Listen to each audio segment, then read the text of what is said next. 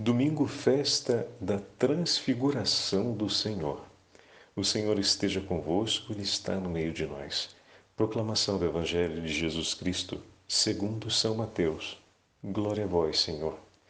Naquele tempo, Jesus tomou consigo Pedro, Tiago e João, seu irmão, e os levou a um lugar à parte, sobre uma alta montanha. E foi transfigurado diante deles.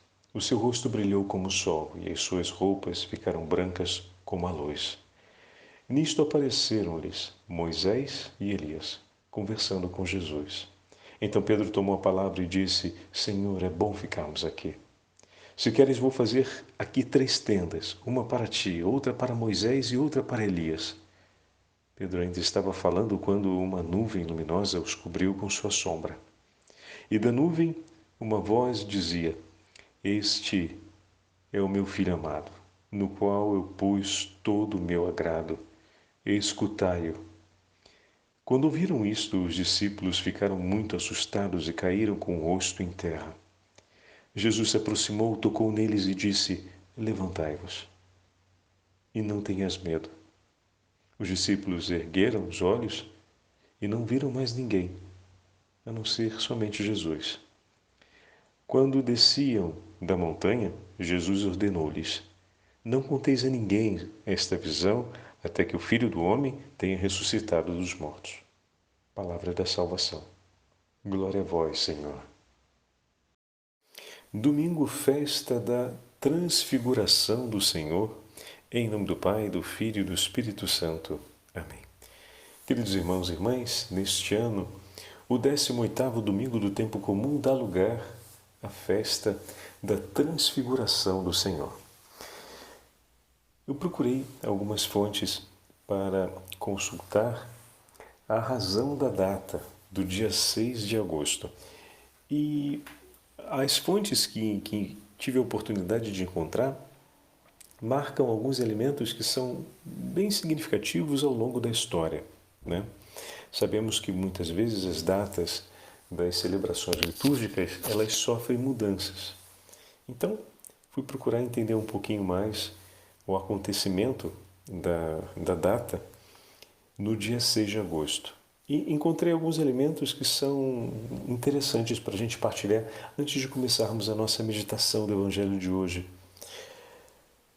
A motivação pela qual se celebra no dia 6 de agosto provavelmente está associado à dedicação da igreja construída no alto do Monte Tabor. Mas também o dia 6 de agosto é considerado como o apogeu da luz do verão, ou seja, o dia em que o volume de luz, ou chamado grande meio-dia, né, o maior volume de luz ao meio do dia acontece durante o período do verão.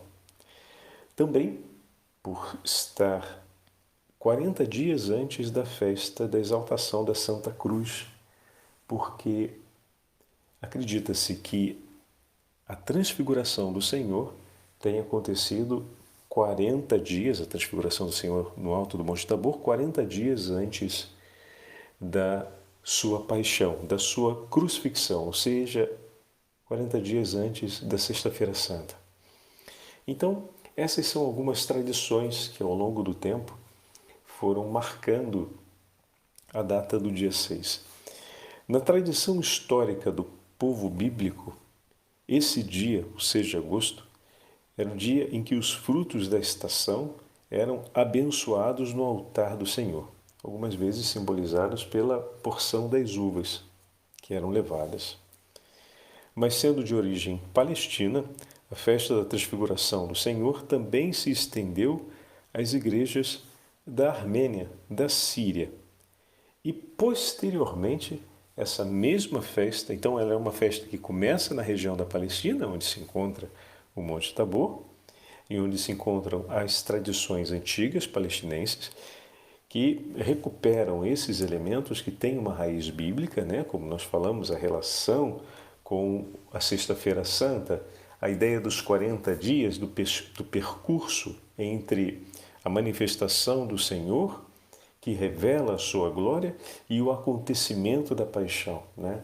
Como os 40 dias de preparação para entrar nesse grande itinerário da paixão de nosso Senhor e chegar ao seu ápice, que é o sacrifício de Jesus na cruz. E depois a festa, então, progressivamente, ela vai se estendendo pelas igrejas da Armênia, da Síria, e mais adiante é que ela vai chegar até nós no Ocidente.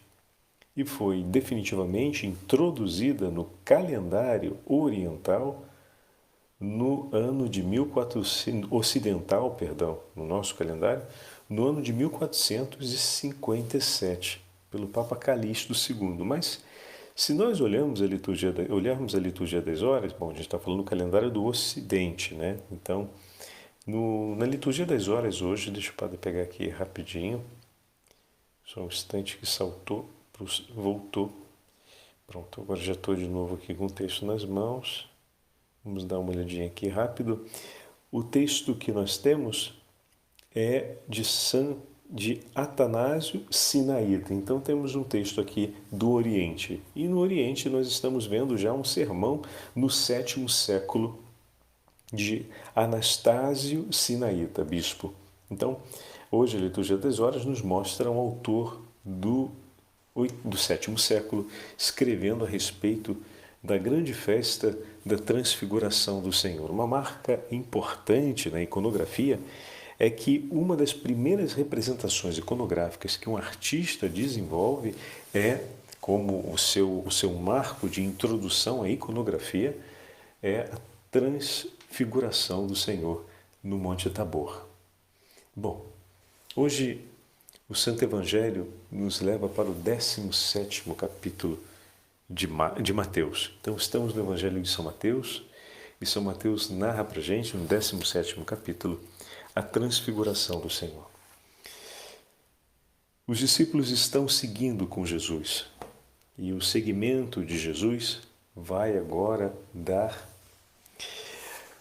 espaço a um dos momentos mais difíceis do discipulado.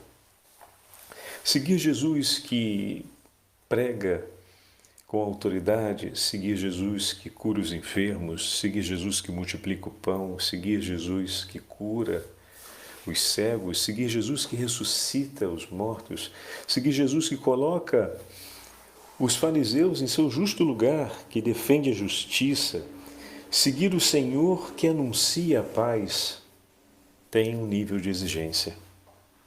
Mas a exigência maior no discipulado é aquela de seguir Jesus flagelado, seguir Jesus caluniado, seguir Jesus abandonado, seguir Jesus traído, abraçar o flagelado e ser flagelado com ele, abraçar o homem traído e sofrer o peso da traição com ele, abraçar o abandonado e viver a dor do abandono com ele, abraçar o crucificado e ter as chagas junto com ele.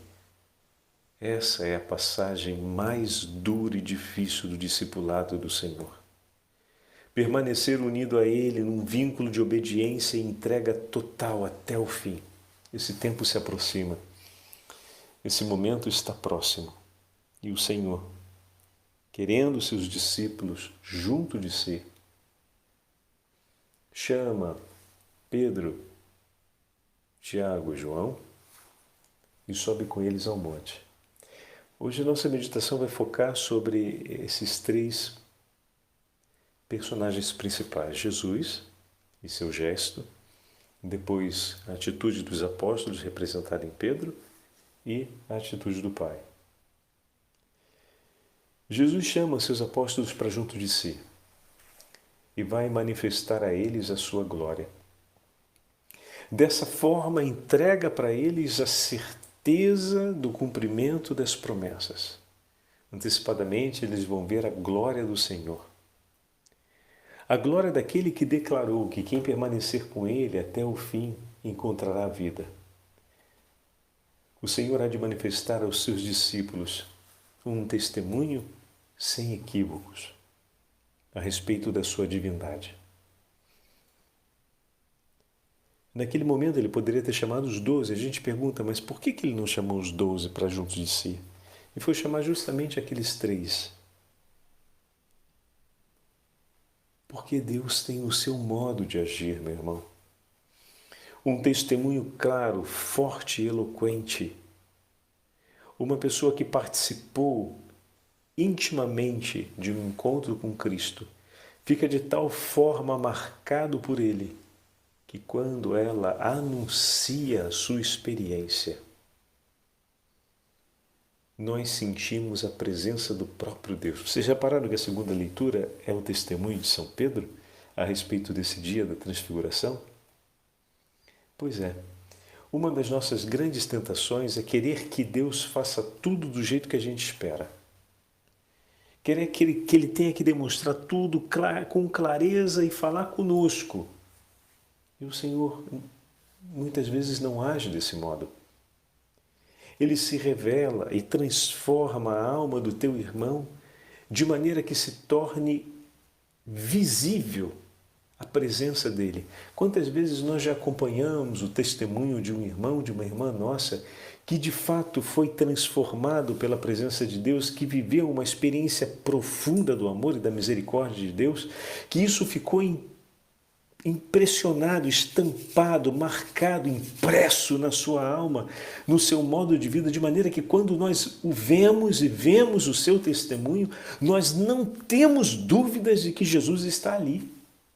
É tão forte, tão significativo, que a gente logo constata que Jesus está presente no meio de nós, que Jesus está presente na vida dele, que Jesus está ali por nós. Não precisa que ele fale exclusivamente com cada um, tanto quanto cada um quer ouvir para se convencer. Deus não age dessa forma.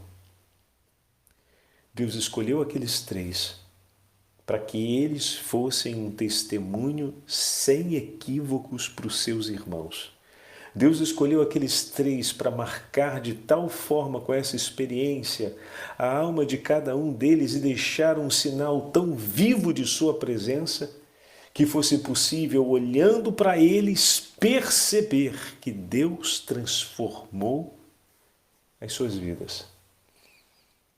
Como é significativo vermos, ou melhor, como é significativo ouvirmos a leitura do profeta Daniel no dia de hoje, falando para nós a respeito, deixa o padre pegar aqui rapidinho, me saltou outra vez o texto. A descrição do ancião de muitos anos, suas vestes brancas como a neve, seus cabelos brancos como a lã, derramava-se um rio de fogo que nascia diante dele. A soberania e a realeza do personagem narrado por Daniel não deixa equívocos da sua glória, do seu poder, da autoridade que está sobre ele, que é o Senhor nosso Deus. Nações e línguas o servirão. É evidente o poder desse Senhor, é eloquente.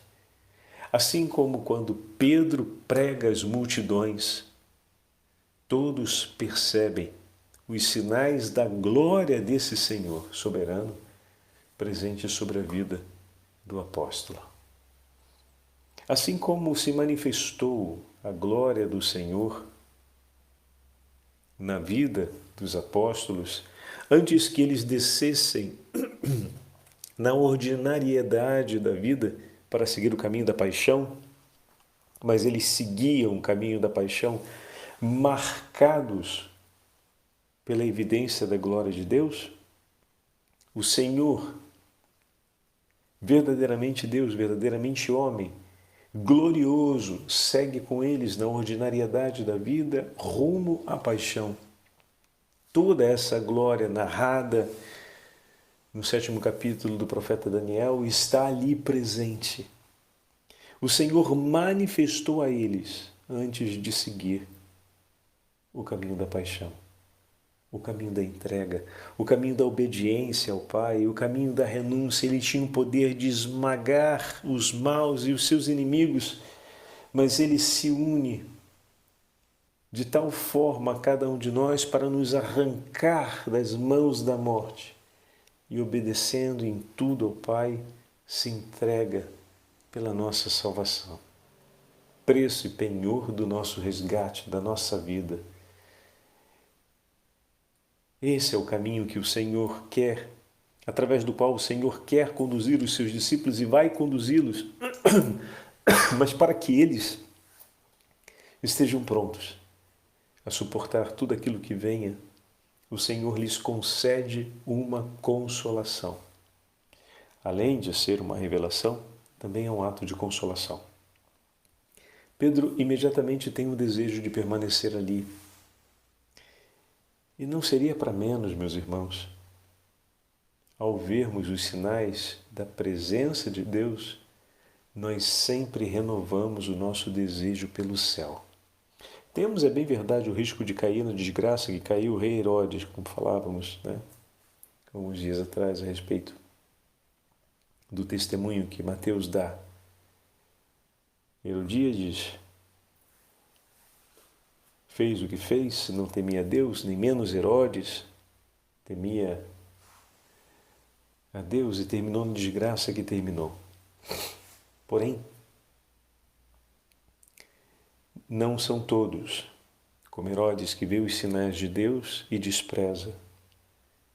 A grande maioria dos homens, como já aconteceu na sua vida muitas vezes, você vendo os sinais de Deus, deseja tanto ficar ali. Ah, meu irmão e minha irmã, quantas vezes já não aconteceu isso na sua vida, né?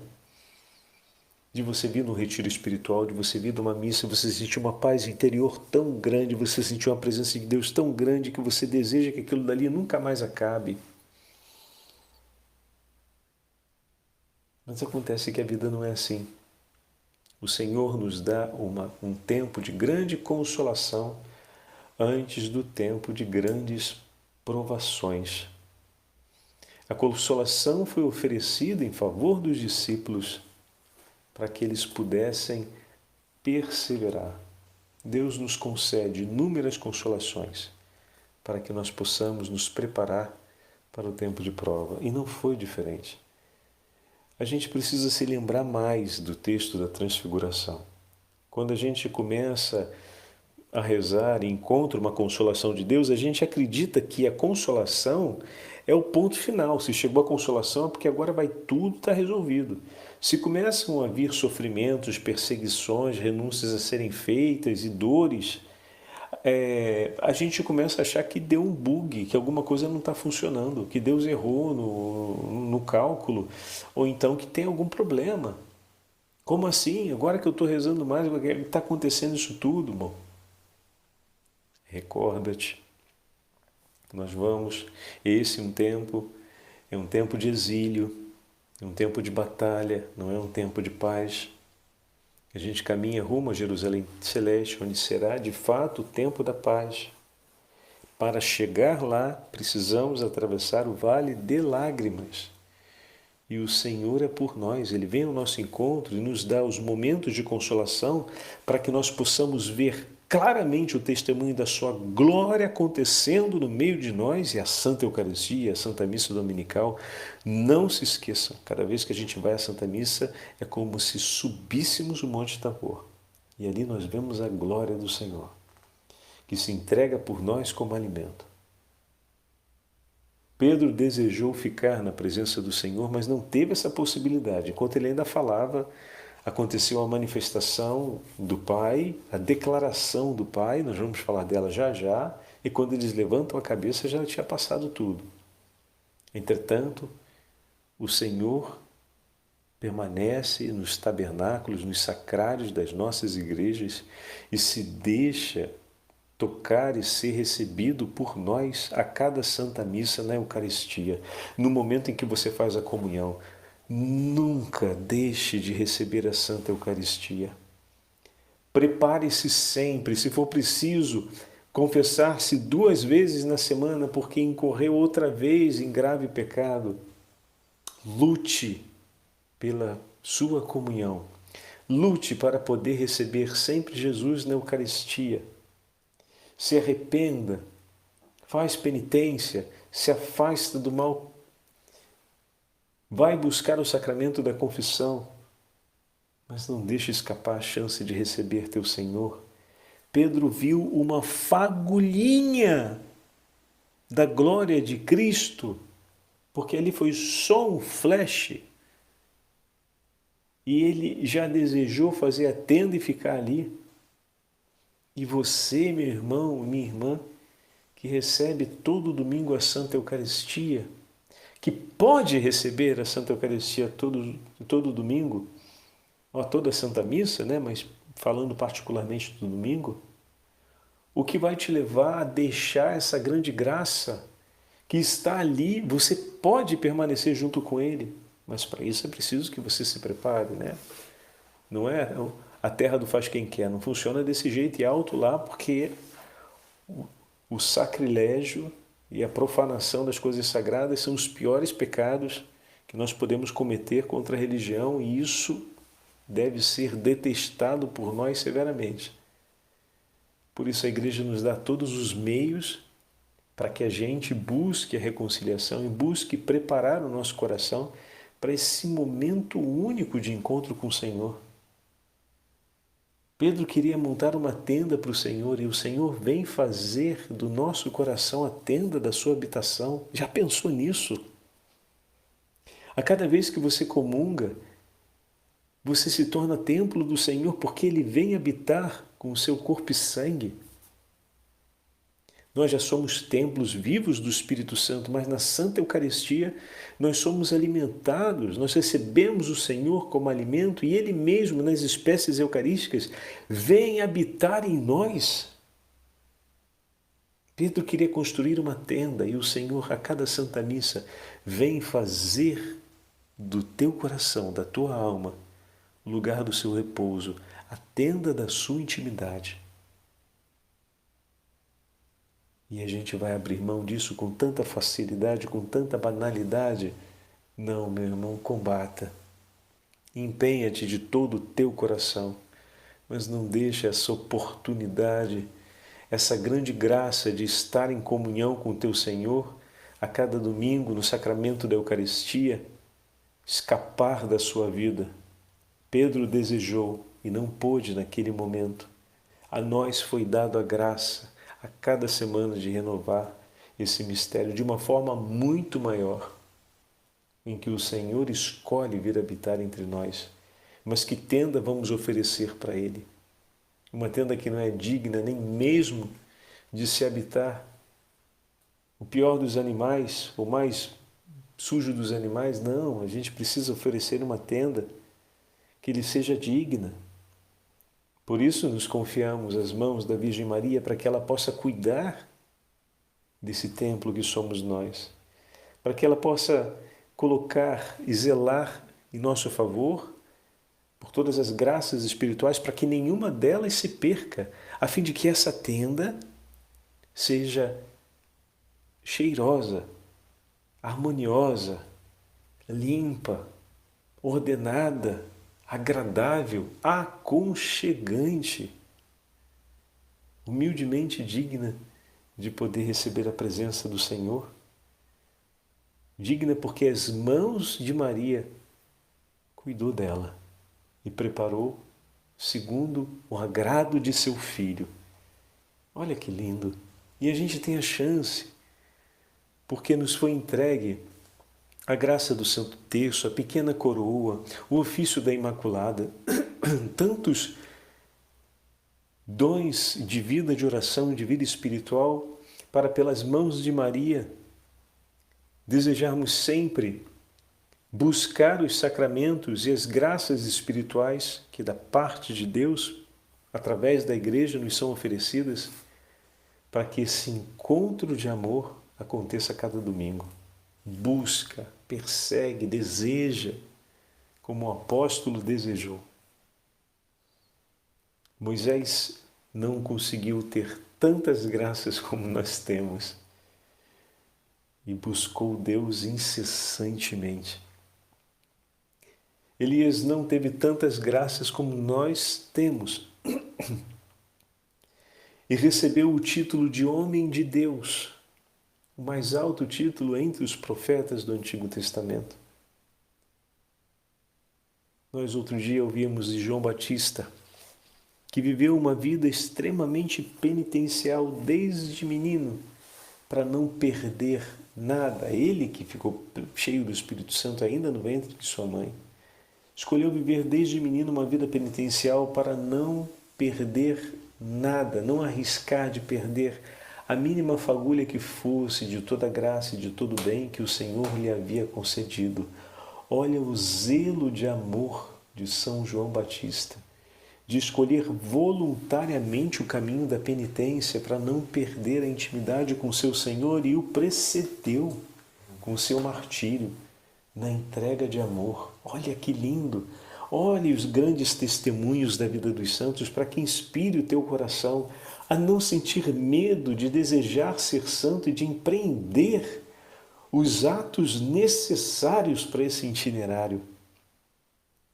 Falar do amor e da caridade é algo que enche o coração, mas muito mais é viver. E por meio da oração e por meio da busca ardente por Deus, nós começamos a preparar a nossa vida para os mais ousados atos de caridade em favor da salvação dos homens.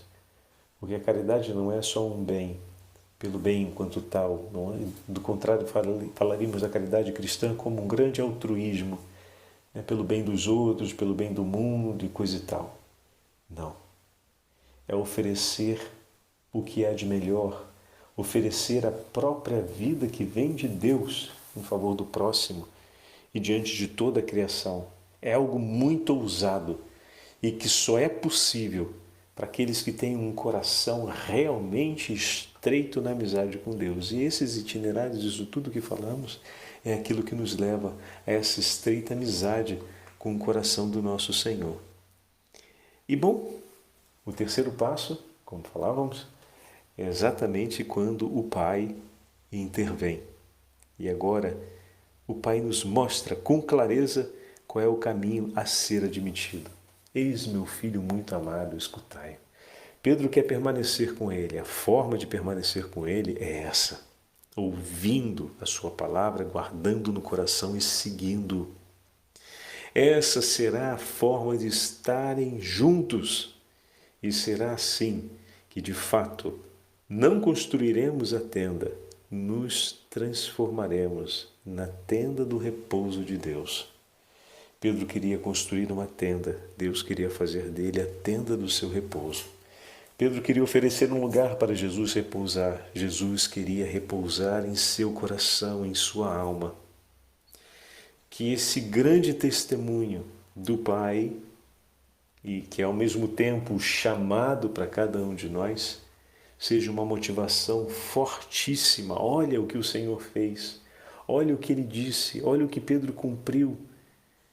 Obedeceu e em tudo seguiu a Cristo, caiu, levantou, foi perdoado por Ele, foi curado por Ele, seguiu, obedeceu até o fim.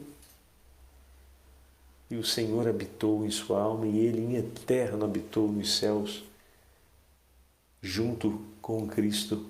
É isso que nos espera, é isso que o Senhor nos propõe.